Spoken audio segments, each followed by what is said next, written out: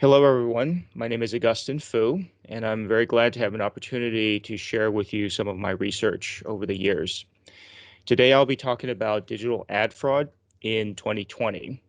As you know, digital advertising and digital programmatic advertising has been around for many years, and this problem of ad fraud has also been around for many years and actually has grown in recent years. So what I'll be talking about today is I'll level set a little bit and give a little bit of background on ad fraud itself, and then we'll address some of the common questions like how big is ad fraud, why hasn't it been solved already, and what can marketers do about it. So let's start from the very beginning. What is ad fraud? Just as a quick recap. Ad fraud is very basically ads shown to bots and not to humans. So when digital advertising first started, advertisers bought and placed ads on publishers' websites because those publishers had human audiences going to visit them. And so the advertisers would get their ads in front of humans just like they would in the offline world on magazines or TV ads and things like that. But in digital, the rise of programmatic has also enabled bad guys to set up fake websites and use bots to look at the pages. So now the assumptions that advertisers make that their ads are being shown to humans are no longer always valid. So on the right-hand side, just a very simple depiction, this is what ad fraud is. So bots are looking at web pages. So when the ads load, they're being shown to bots and not to humans. So it's basically not what the advertiser thought they were paying for. And in digital, there are two primary kinds of ad fraud. There's impression fraud and click fraud. You've probably heard of both of these. And this is really based on the two largest buckets of digital ad spend. So the vast majority of digital spending goes into display ads and video ads. That's the CPM model. And then there are also some ads that are placed on a CPC, cost per click model. So based on these two buckets of digital ad spend, which collectively account for more than 90% of all digital spending, this is where the bad guys also focus their efforts. So the two main kinds of fraud are CPM fraud and CPC fraud. And how easy is it for the bad guys to commit ad fraud? Pretty straightforward. You can almost think of it as a three-step process. So the first step is for them to set up fake websites. And here's a screenshot of one that has literally no content on it, but many, many ads, as you can see. So the purpose of these sites is not really to attract human audiences and give them something useful to read.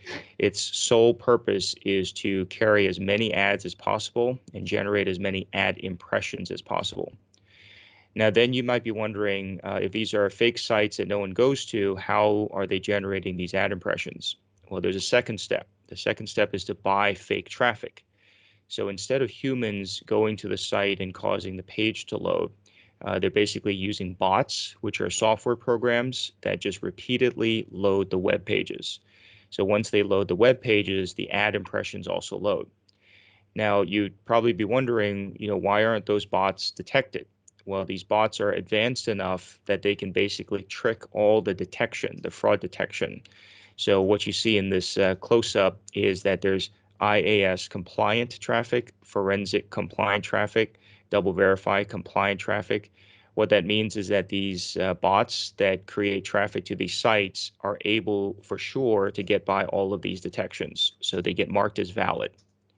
So now when you have all this traffic loading pages and generating ad impressions on these fake sites, you now have billions and billions of ad impressions to sell. And conveniently, there's plenty of ad exchanges that are more than happy to help the fake websites sell that traffic and sell those ad impression. They call it ad impression inventory. So if you look on the right-hand side, you'll see that some of these sites and apps are easily selling 1 billion impressions per day. These are daily impression numbers, not even monthly or annual. These are daily impressions.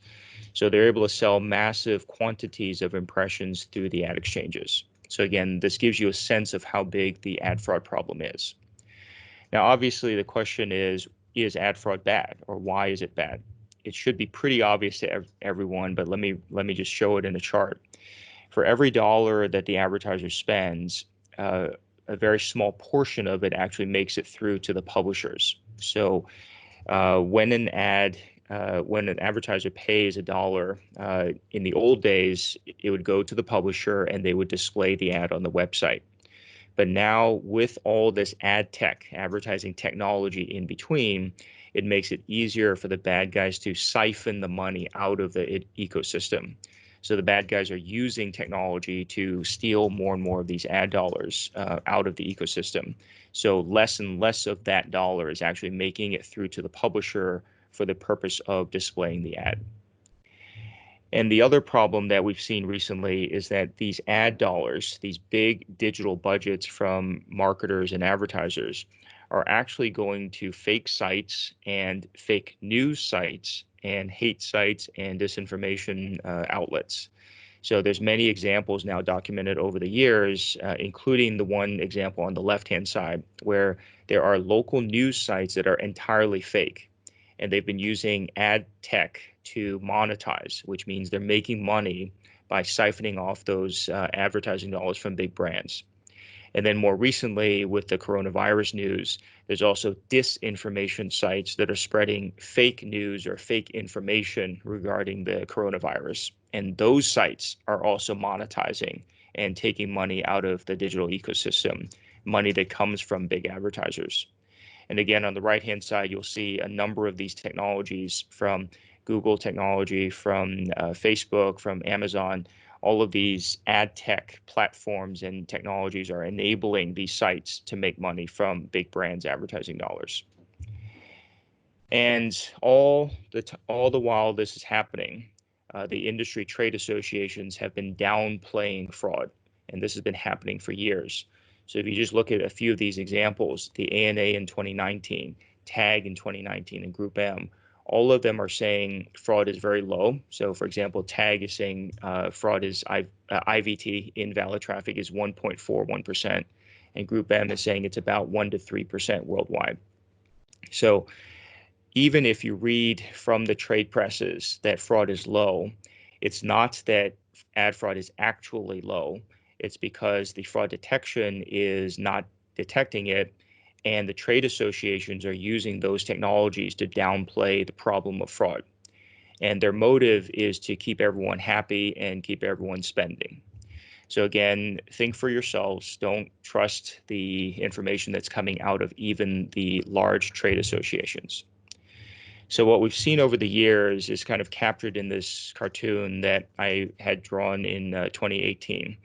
So in a collaboration, we kind of drew this picture that shows that the marketers are kind of covering their ears so that they hear no ad fraud, right? They actually want to keep spending, so they'd rather not find out that there's a bunch of ad fraud. The exchanges and ad networks are saying, there's no ad fraud. Don't worry about it. Trust us. We're certified and we don't see anything. There's no fraud on our exchanges. So they speak no ad fraud. And finally, the verification technology, you can almost say they can see no ad fraud, because on the one hand, they're looking at the ants, as you can see over here. They're literally picking out the lowest level, least sophisticated bots, and they're able to detect those. And so while they're looking at the ants, the bot right behind them is taking big money out of the open vault. So this is a vault that gets refilled with $350 billion of digital spending by the big brands worldwide. And the bots and the fraudsters are basically taking all that money out of the vaults. So this is a cartoon that kind of captures it. And this was in 2018. We had to update it for 2019. And we're in 2020, and this is all still happening. So how do we know that a lot of the digital spend is actually useless? So we don't necessarily even have to say it's due to fraud, but there's a lot of waste and useless digital marketing going on right now. So how do we know? There's a couple of examples, starting with this one. In 2018, P&G cut 200 million out of their digital spend. Now, again, for P&G, they spend about 2 billion in digital, so this is about a 10% cut. But when they did that, there was no change in business outcomes. So just think about that for a minute. They cut 200 million from their digital budgets and saw no change in business outcomes. So whether we attribute that to fraud or supply chain inefficiencies or simply bad digital marketing, whatever it is, it's $200 million that was spent or that would have been spent and would not have driven any incremental business outcomes. Here's another example. Chase cut their programmatic reach by 99%. The way they did that is instead of having their ads being shown on 400,000 websites, they cut it down to just 5,000. So that's a 99% decrease in reach. And they too saw no change in business outcomes. So in this case, why were their ads being shown on 400,000 websites when there was no incremental business outcomes anyway, right? And then it starts to beg the question, was that reach real reach, right? So a lot of brand advertisers are seeking reach and frequency. So they're kind of applying the same mentality from TV advertising and bringing that mentality into digital. However, the reach may not actually be real human reach. You might be reaching just bots, right? So when we have all of these long tail sites that have no sizable human audiences, who are their audiences? It's basically bots. So your ads are being shown on hundreds of thousands of websites, not to humans, but to bots.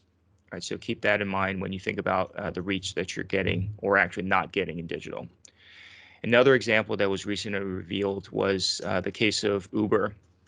So in their rise, they basically did a lot of digital marketing to get more installs of the Uber app. However, when an analyst looked into this more closely, they found that when they cut their digital budgets by 80%, there was no change in the rate of installs of their app. And you can kind of understand this by common sense. A lot of humans would have installed the Uber app because they wanted to install the Uber app, not because they clicked on an ad for the Uber app and then installed it afterwards. So the fraud that was happening here is what we call app install fraud, where the bad guys were either installing the Uber app on fake devices or stealing credit, taking credit for an install that would have happened anyway. So in this case, by cutting off 80% of their digital spend, they saw that the installs continued, and therefore a lot of the installs that they were paying for before was completely fraudulent. Finally, in digital ad tech, when there are all these programmatic middlemen, you can actually see from these two studies done by the ANA, Association of National Advertisers, and the WFA, that so that's the World Federation of Advertisers, that between 30 to 40% of the dollar actually makes it through to showing of the ad. And that means that 40 to 60% of every dollar that the advertiser spends is taken up as kind of the middleman fees, right? These are tolls, these are taxes that go straight into the pocket of the middlemen. The middlemen are there to maximize their own profit. So whatever they can extract out of the value chain or the supply chain, that's how they make their revenues and their profits. So again, for marketers spending in digital programmatic, just know that a very small fraction of your dollar actually goes through to what we call working media, to displaying of your ad. So the next question is obviously, how big is ad fraud? So let me let you be the judge. So let me show you a few data points that have been published over the years. So this first example comes from 2015, where AppNexus and AdExchange purged their own exchange. They purged the impressions from 260 billion per month to 20 billion per month. So that was a decrease of 92%. So they didn't purge 9% of their volume. They didn't purge 19% of their volume. They purged 92% of their volume. So let's use that as a data point of to answer the question, how big is ad fraud? The next example comes again, over the years, we've seen every single year, there's been the next largest ever botnet that has been discovered, documented, and disclosed. So in 2016, the largest ever was called MethBot. In 2017, the largest ever botnet was called HiveBot. In 2018, the largest ever was called Eve. And so over the years, every single year, we see the largest ever botnet. And that begs the question, will we continue to see these largest ever? So again, these botnets are committing fraud on the order of millions and millions of dollars, and they're able to steal those budgets out of the ecosystem. And all of these dollars are coming from the digital spending from the big brands. And then here's yet another example. Pretty much every other month, we see another example of fraud committed by, in this case, mobile apps, right? So millions of apps on millions of phones. Sometimes there's an example of a flashlight app, an alarm clock app, emoji keyboard app that are simply loading ads in the background, right? So no human actually sees those ads, but when you have millions of these apps installed on millions of people's phones, they can be committing continuous ad fraud in the background by loading ads. Right. And so here's two more examples. These date back to 2017, where only a handful of apps installed on many, many devices can cause 1 billion fake impressions or up to 30 billion fake impressions per minute. So these are at scale examples of fraud being committed using mobile apps. And then there's other types of fraud that are not detected by normal IVT detection. So the fraud detection is basically tuned to look for bots hitting web pages.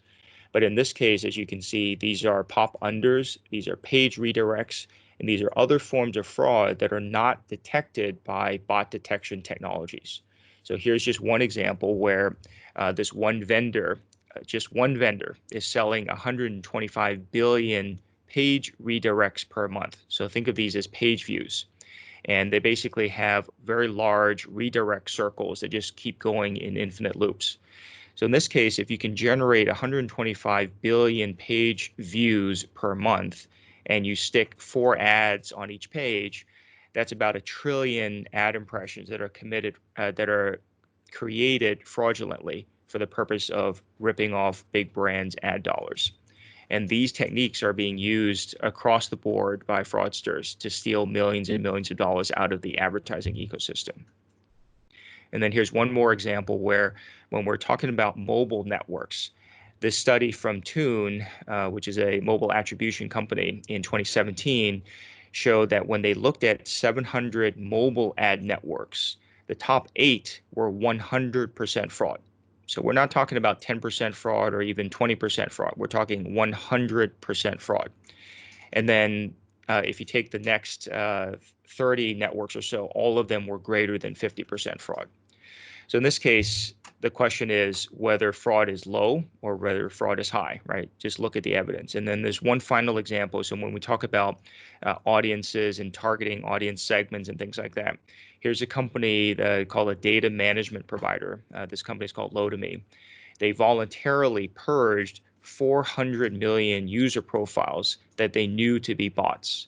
So basically what's happening here is the bots are visiting websites and building up profiles so that they appear to be whatever segment the marketers want to target, because they actually earn higher CPMs when the marketers try to target them with ads. So in this case, if you think about it, 400 million user profiles is greater than the entire population of the US. So these were all bot profiles that this data management provider voluntarily purged from their exchange. All right. So let me leave you with a question. Is fraud closer to 9% or is fraud closer to 99%? You decide. Probably most of you will say, okay, it's probably somewhere in between 9% and 99%. Okay, so now let's take a closer look to see why there are these discrepancies and why there are these arguments about how big fraud is. So it comes down to the fact that fraud detection technology doesn't detect the fraud. So this has been the subject of my research over the years. When we look at fraud detection reports, I'll just use one simple example. The same fraud detection vendor used by a publisher and the same fraud detection vendor used by a marketer, when they measure the same campaign on the same website, they come up with different numbers. So why is that the case? The problem is that when they're used by the publisher, the tag is loaded on the page. When that fraud vendor is used by the marketer, the tag is in the ad iframe. So that just illustrates that depending on the placement of the tag, the measurements can be entirely different. The outcomes are entirely different.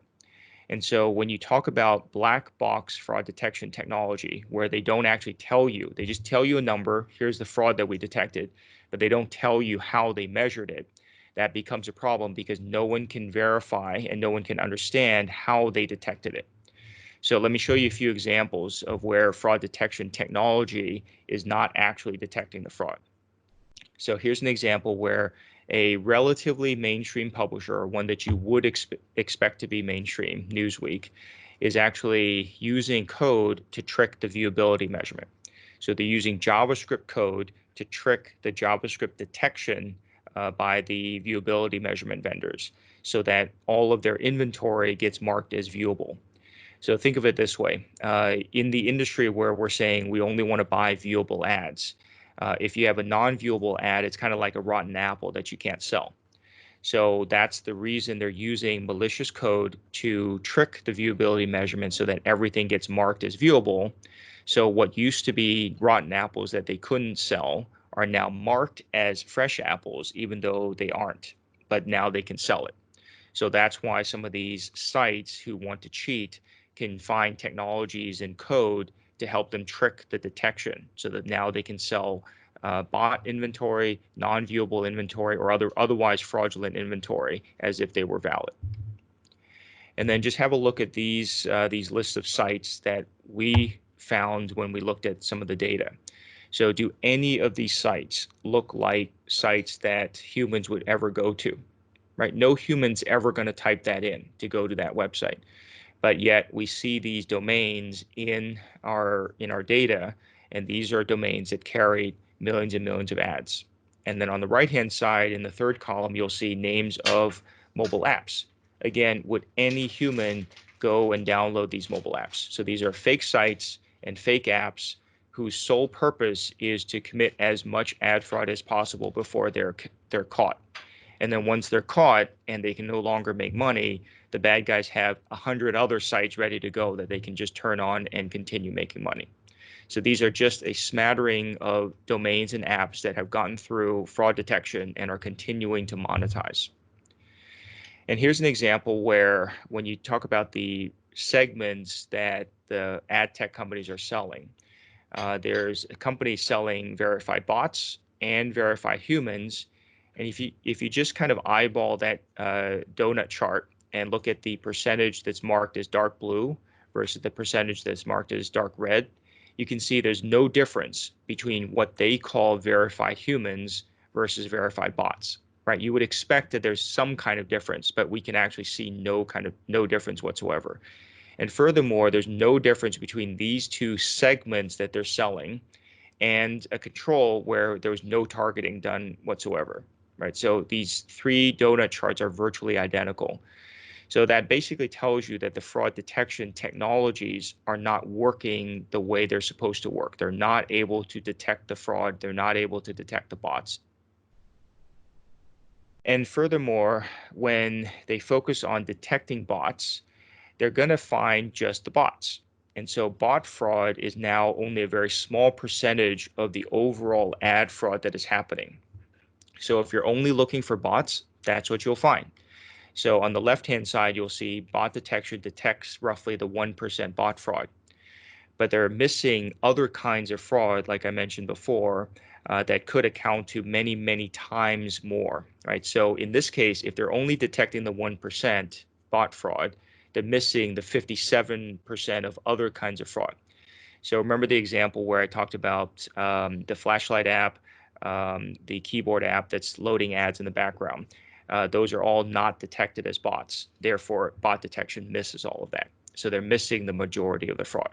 Okay, so now that we've established that the detection technologies are not good enough to catch the fraud, we really can come down to the realization that ad fraud is really not a tech problem that can be solved by throwing more tech at it, right? And that's what's been happening over the years. Ad fraud is basically an incentives problem because pretty much every single party in the supply chain has no incentive to solve fraud. In fact, some of them have an incentive to keep fraud going. So let me just pick off a few things on this slide. The fraud detection technology companies rely on fraud to continue so that they can keep getting paid for doing the detection, right? So they actually want fraud. In fact, they rely on fraud to continue. The sellers, for example, these fake sites, they actually make more money by using bots to cause more traffic on their site. So they want fraud to continue. They're the ones committing the fraud. The ad exchanges and the agencies actually both make more money the more volume or the more budget that passes through their systems.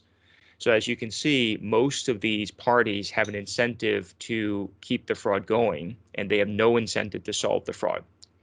And finally, probably the most non-intuitive would be the buyers. So these are the big advertisers. Why would they want the fraud to continue? Because it's their money that they're spending. Wouldn't they want to stop the fraud? So in a lot of the cases that I've seen, the buyers actually want to continue buying large quantities. So where do you get these super large quantities? You get it in the long tail sites that they buy through programmatic exchanges. So not only do they want large quantities to buy, they also want low CPMs.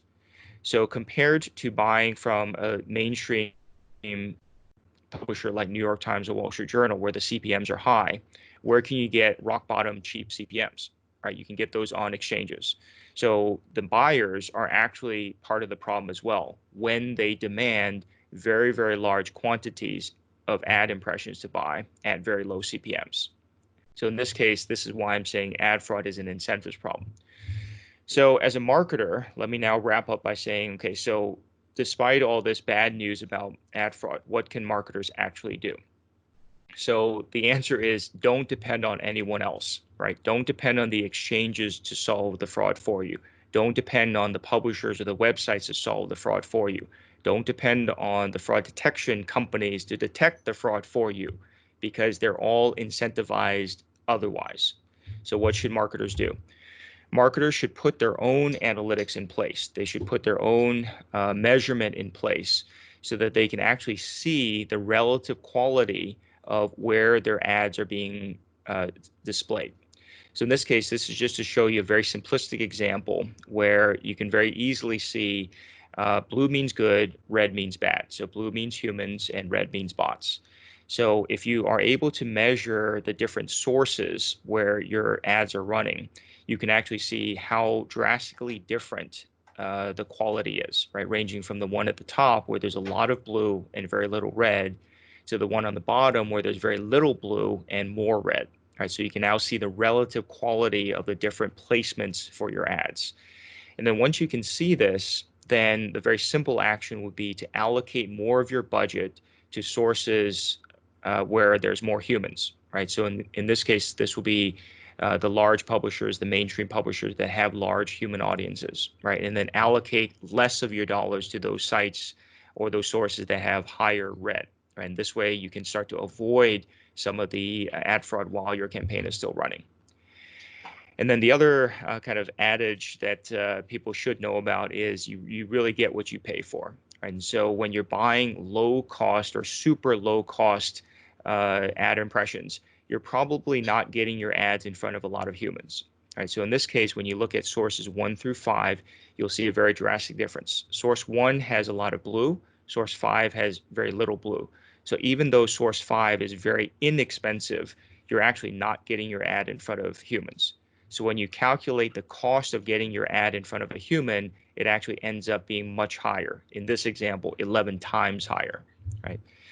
And so we realize, most marketers I'm sure realize that if you start with better media, you're going to get better outcomes, right? So if you start in case A with ads shown to more humans, you're going to get more arrivals on your site, meaning they click through from the ad and come to your site. And when they get there, more of them are going to convert. And you can see in these donut charts, there's a lot of blue that actually ends up converting. And then in B, when you start with lower cost media or lower quality media, your conversions are also going to hurt. Okay. So this is a quick visual just to show you, if we compare across 4 different kinds of display sources, you can see very different quality, and then that results in very different outcomes. So just as a quick recap, Don't assume that fraud is low or that it doesn't affect your campaigns.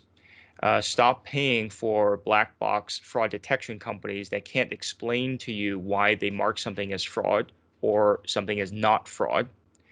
The third is examine your own analytics or do your own measurement so that you can actually see something, see something when it's strange, you can dig deeper. And then finally, buy from good publishers' sites that have real human audiences. Remember the adage, you get what you pay for. And finally, the more direct that you buy from good publishers, the less middlemen fees absorb your dollar. So hopefully this is helpful to the marketers in the room as they consider continuing to spend in digital channels. There's ways to detect the fraud, mitigate it while your campaigns are still running so that you can actually derive better business outcomes. Thank you very much.